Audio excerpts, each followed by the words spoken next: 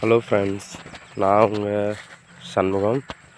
So இந்த பதிவில் நான் என்ன உங்கள்கிட்ட கேட்க வரேன் அப்படின்னா, விவசாயிகள்கிட்ட கேட்க வர்றது தான். என்னென்னா, இந்த ஒரு சில செடியில் பார்த்திங்கன்னா இந்த மாதிரி அதோட இலைகள் பார்த்திங்கன்னா இந்த மாதிரி வெள்ளையேன்னு படர்ந்துருக்கு பார்த்திங்களா. ஸோ இது எதனால் இந்த மாதிரி வருது.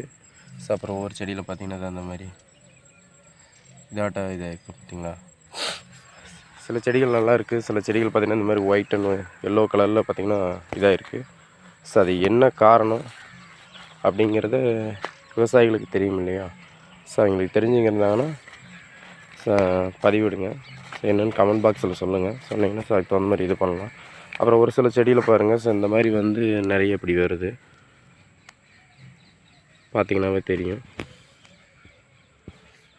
செடியோட இலை பறித்து காட்டுறேன், பார்த்திங்கனாவே தெரியும்.